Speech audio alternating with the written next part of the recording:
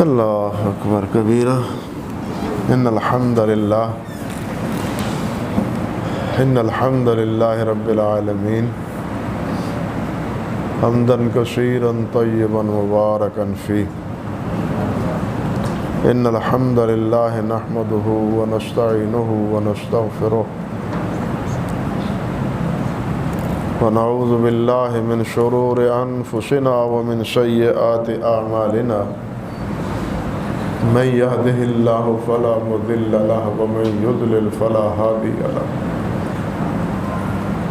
وأشهد أن لا إله إلا الله وحده لا شريك له وأشهد أن محمدا عبده ورسوله أما بعد فأعوذ بالله السميع العليم من الشيطان الرجيم من همزه ونفخه ونفثه بسم اللہ الرحمن الرحیم یا ایہا الذین آمنوا اتقوا اللہ حق تقاتہ ولا تموتن الا وانتم مسلمون یا ایہا الناس اتقوا ربکم الذی خلقکم من نفس واحدہ وخلق منها زوجها وبث منهما رجالا كثيرا ونساء واتقوا الله الذي تساءلون به والأرحام إن الله كان عليكم رقيبا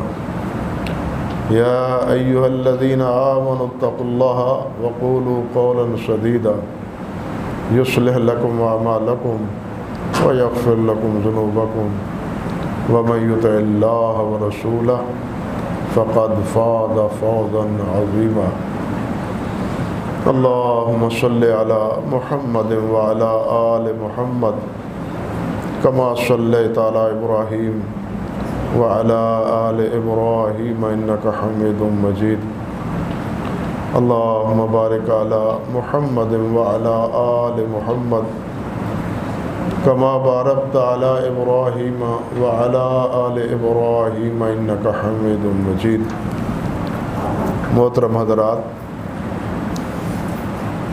آج اس بابرکت وقت میں عصر کے بعد جمعے کے روز جس طرح کہ سید کائنات حضرت محمد رسول اللہ صلی اللہ علیہ وسلم نے ارشاد فرمایا ہے کہ ایک وقت عصر سے مغرب کے مابین ایسا آتا ہے جس میں جو دعا اللہ سبحانہ و تعالیٰ سے کی جائے اللہ اسے قبول فرماتے ہیں۔ گویا قبولیت کے اوقات میں ایک وقت یہ جمعے کا روز عصر اور مغرب کے مابین کا وقت بھی ہے۔ اسی وقت کو مناسب سمجھ کے آج یہ دونوں عزیزوں کے نکاح کا پروگرام بنایا ہے۔ اللہ سبحانہ و تعالیٰ سے دل کی گہرائیوں کے ساتھ دعا ہے کہ اللہ سبحانہ و تعالیٰ اس نکاح میں برکتیں فرمائے، دونوں کے نکاح میں برکت فرمائے، اور اللہ ذوالجلال ان کی دنیا اور آخرت بھلی اور بہتر فرمائے۔ دیکھیے، یہ جو خطبہ نکاح میں نے آپ کے سامنے پڑھا ہے، اس میں جو آیات مبارکہ پڑھی جاتی ہیں وہ اکثر و بیشتر نبی کریم حضرت محمد رسول اللہ صلی اللہ علیہ وسلم خطبات میں، جمعہ کا خطبہ ہو، عیدین کا خطبہ ہو، نکاح کا خطبہ ہو، یہ آیات مبارکہ تلاوت فرمایا کرتے تھے۔ اس سے آپ یہ تو سمجھ سکتے ہیں کہ ان آیات مبارکہ کی اہمیت کیا ہے۔ ان آیات میں جو بار بار اللہ رب العزت نے باقی معاملات کے ساتھ جو سبق دیا ہے اور بار بار جو اس بات کو دہرایا ہے، اس میں پہلی بات اور بلکہ سب آیتوں میں بار بار یہی ہے، یا ایھا الذین آمنوا اتقوا اللہ، یا ایھا الناس اتقوا ربکم، یا ایھا الذین آمنوا اتقوا اللہ، ایمان والو اللہ سے ڈرو، ایمان والو اللہ سے ڈرو جس طرح اللہ سے ڈرنے کا حق۔ یہ ڈرنا ہم اس کی معنی کرتے ہیں، تقوی کا معنی ہم اللہ سے ڈرنے کا کرتے ہیں، کیونکہ ڈرنے سے ہی انسان اللہ کی فرما برداری بھی کرتا ہے اور اللہ کی نافرمانی سے بھی بچتا ہے۔ اور اگر انسان کے دل سے اللہ کا ڈر نکل جائے، اللہ کا خوف نکل جائے، تو پھر وہ جس طرح کہتے ہیں بے حیا باش و ہرچے خواہی کن، جب انسان بے حیا ہو جائے تو پھر جو چاہے کرے۔ جب اسے اللہ کا خوف ہی نہیں ہے، اللہ کا ڈر ہی نہیں ہے، تو وہ جو چاہے کرے۔ لیکن ایک مومن جو اللہ سے ڈرتا ہے وہ اللہ کی نافرمانی سے ڈرتا ہے، اللہ کی نافرمانی دونوں لحاظ اور دونوں اعتبار سے، کہ جن کاموں کے کرنے کا اللہ سبحانہ و تعالیٰ نے حکم دیا ہے وہ کام کرے، ان کے کرنے کا اہتمام کرے، اور جن سے اللہ اور اللہ کے رسول صلی اللہ علیہ وسلم نے روکا ہے ان سے انسان رک جائے۔ یہ ہے تقوی۔ اور نکاح میں یہ بنیادی چیز ہے، یعنی ویسے تو انسان کی ساری زندگی میں یہ اللہ کا ڈر، اللہ کا تقوی، یہ ایک انسانی کہنا چاہیے کہ ایک مومن کے لیے لازم اور ضروری ہے، لیکن نکاح کے معاملے میں یا نکاح کے وقت ان آیات کی تلاوت دراصل اس بات کا سبق ہے کہ تم نے یہ جو آئندہ مستقبل میں زندگی گزارنی ہے یہ اللہ کی فرما برداری اور اللہ کی اطاعت گزاری میں گزارنی ہے، نافرمانی میں نہیں، معصیت میں نہیں۔ دیکھیے، جب انسان ایجاب قبول کرتا ہے، ہمارے ہاں مسلمانوں میں نکاح ایک دینی فریضہ ہے، اس کے واجبات ہیں، اس کے شرائط ہیں جن کو پورا کیے بغیر نکاح منعقد ہوتا ہی نہیں۔ غیر مسلموں کے ہاں کوئی شرط نہیں ہے، کوئی ان کے ہاں واجبات نہیں ہیں، مسلمانوں کے ہاں لازم ہے کہ ولی کی اجازت شامل۔ آپ نے فرمایا لا نکاح الا بولی، کہ ولی کی اجازت کے بغیر، رضامندی کے بغیر نکاح نہیں ہے۔ اور ساتھ یہ بھی فرمایا بشاہدہ عدل، دو عادل گواہوں کے ساتھ، دو عادل گواہ بھی ہونے چاہیے اور ساتھ ولی کی اجازت بھی ہونی چاہیے، اور اس کے ساتھ یہ بھی کہ حق مہر یہ بھی لازم ہے، حق مہر بھی لازم ہے۔ اگر حق مہر نہیں باندھا گیا، بھول گیا ہے، اس کا ذکر کرنا یاد نہیں رہا، تو بعد میں بھی اس کی ادائیگی لازم ہے۔ یہ مت سمجھا جائے کہ جی حق مہر کا تو ذکر نہیں ہے، اب کیا دینا ہے، نہیں۔ حتیٰ کہ اگر کوئی خاوند حق مہر ادا نہیں کرتا شادی کے بعد، زندگی موت اللہ کے اختیار میں ہے، اللہ سبحانہ و تعالیٰ ایمان کے ساتھ ہم سب کو زندہ رکھے، اور جب لے جائے ایمان کے ساتھ لے جائے۔ زندگی کا کوئی اعتبار نہیں ہے، کوئی معلوم نہیں کہ کس وقت کس کا بلاوا آ جائے۔ آج کے دور میں جو ہنگامی حالات بنے ہوئے ہیں اور نئی سے نئی وبا اور بیماریاں ہیں اللہ کی طرف سے ہمارے سروں پر ہیں، ان سے تو پتہ ہی نہیں چلتا کہ کون انسان کس وقت چل نکلا ہے۔ صورتحال یہ بنی ہوئی۔ اب اگر کوئی انسان حق مہر ادا نہیں کرتا، اس دنیا سے رخصت ہو جاتا ہے، تو اس کی وراثت کو تقسیم کرنے سے پہلے سب سے پہلے ضروری ہے کہ حق مہر ادا کیا جائے۔ حق مہر ایک فرض ہے، یہ ادا کیے بغیر باقی مال سے ہی اس کی جو ہے نا ادائیگی ہوگی۔ یہ گویا کہ اس کے ذمہ قرض، یعنی خاوند مرحوم کے ذمہ یہ قرض تھا، جس طرح دوسرے آدمیوں کا قرض ہے، دوسرے لوگوں کا قرض ہے، اس کی ادائیگی وراثت کی تقسیم سے پہلے ضروری ہے۔ اسی طرح بیوی کا یہ جو حق ہے یہ خاوند پر لازم تھا، یہ ادا نہیں ہو سکا غلطی کی وجہ سے، بھولنے کی وجہ سے، سستی کاہلی کی وجہ سے، یہ اللہ کو پیارا ہو گیا۔ فرمان یہ ہے کہ اب اس کا حق مہر ادا اس کی اصل جائیداد سے کیا جائے، پھر وارثوں کو وراثت دی جائے، جس سے آپ سمجھ سکتے ہیں کہ حق مہر کتنا ضروری ہے۔ یہ چیزیں نکاح میں یعنی شرط اور وجوب کی حیثیت رکھتی ہیں. حق مہر ہو، ایجاب قبول ہو. جب تک ایجاب قبول نہ ہو نکاح منعقد نہیں ہوتا. جب تک گواہ نہ ہو نکاح منعقد نہیں ہوتا. جب تک ولی کی اجازت نہ ہو نکاح منعقد نہیں ہوتا. اب نکاح کے منعقد ہونے کے بعد خامند کے ذمے یہ ہے کہ خامند اپنی بیوی کے نان و نفقہ اور اس کی ضروریات زندگی اس کی کفالت کرے. جب انسان سے یہ کہا جاتا ہے کہ آپ کے عقد میں نکاح میں فلاں کی بیٹی ہم اتنے حق مہر میں آپ کے ساتھ کر رہے ہیں، اور وہ کہتا ہے مجھے قبول ہے، تو اس قبول کے لفظ کے بعد اس پر یہ چیز فرض عائد ہوتی ہے کہ وہ اس کا گھر کا انتظام کرے، اس کے رہنے سہنے کا انتظام کرے، اس کے کھانے کا انتظام کرے، اس کے لباس کا انتظام کرے، اس کے علاج معالجے کا انتظام کرے، اس کے علاج معالجے کا. یہ نہیں جس طرح کہ ہمارے ماحول اور معاشرے میں اللہ معاف فرمائے وہ ہندوؤں کی طرح غیر مسلموں کی طرح رواج چل نکلے. بیمار بیوی ہو گئی، جہاں پہ کے علاج کروا کے آ، انہیں ٹھیکہ لیا ہے علاج کراؤن دا، اب تمہاری ذمہ داری، اب علاج تمہاری ذمہ، تمہارا فریضہ ہے، والدین کا فریضہ نہیں ہے. اللہ خوشی کا موقع لاتا ہے، اللہ اولاد عطا فرمائے، خوشی کا موقع ان عزیزوں کو بھی اللہ تعالیٰ عطا فرمائے.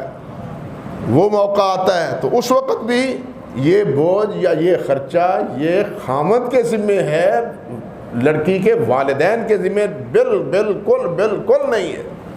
ہمارے ہاں بالکل اس کا رواج الٹا ہے. چلو وہ جی بالخصوص پہلا چھلا تے ہوندا ہی پیکیاں دا.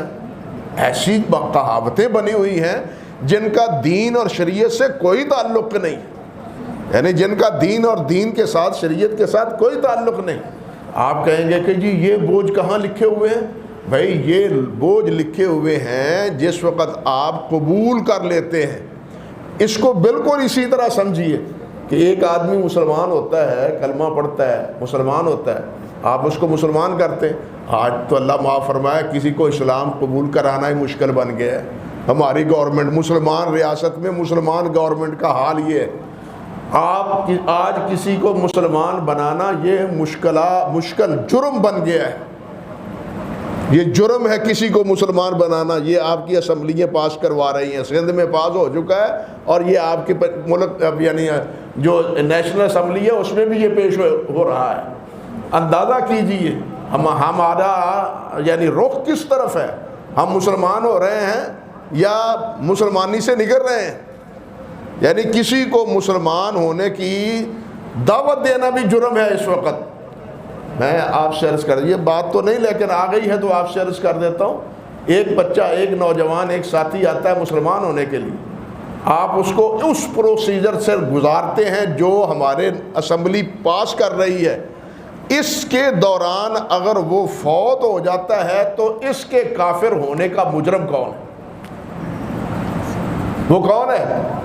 وہ ہے جس نے اس کو کلمہ نہیں پڑھایا، جس کو اس نے مسلمان نہیں کیا. آپ کے ملک کا قانون بنا دیا جا رہا ہے کہ اس کو مسلمان نہ بناؤ، اس کو 6 مہینے جناب مطالعہ کرواؤ، پھر اس کے بعد جا کے یہ مسلمان اگر اپنی مرضی سے چاہتا ہے، اگر 6 مہینے کے درمیان یہ فوت ہو جاتا ہے تو مجرم کون ہے؟ ان لوگوں کو کوئی حیا شرم نہیں ہے کہ یہ اللہ کی کچہری میں اور اللہ کی عدالت میں جا کے کیا جواب دے گی اگر یہ اس مرحلے میں فوت ہو جاتا ہے. انا للہ و انا الیہ راجعون. تو عرض کر رہا تھا کہ جس طرح لا الہ الا اللہ محمد رسول اللہ پڑھنے کے بعد کیا فرض ہے؟ نماز فرض. نماز فرض. اب کلمہ کے بعد نماز فرض ہے. وہ کہے جی میں تو کلمہ پڑھیا سی، نمازاں تو نہیں سی میں آکھیا میں. کسی نے آخر طرح جی نمازاں تے بخشوائیاں گئیاں تے روزے پھر پیچھے رہ گئے. یعنی رمضان ہے، روزے ہیں، نمازیں ہیں، زکوٰۃ ہے، یہ سارے فرائض کلمہ پڑھنے کے بعد اس کے ذمے لازم خود بخود ہو جاتے ہیں. لکھن پڑھنے کی ضرورت نہیں ہے کہ نکاح میں یہ لکھا ہوا تھا یا نہیں، یا ہمارے ساتھ یہ بات کی تھی یا نہیں.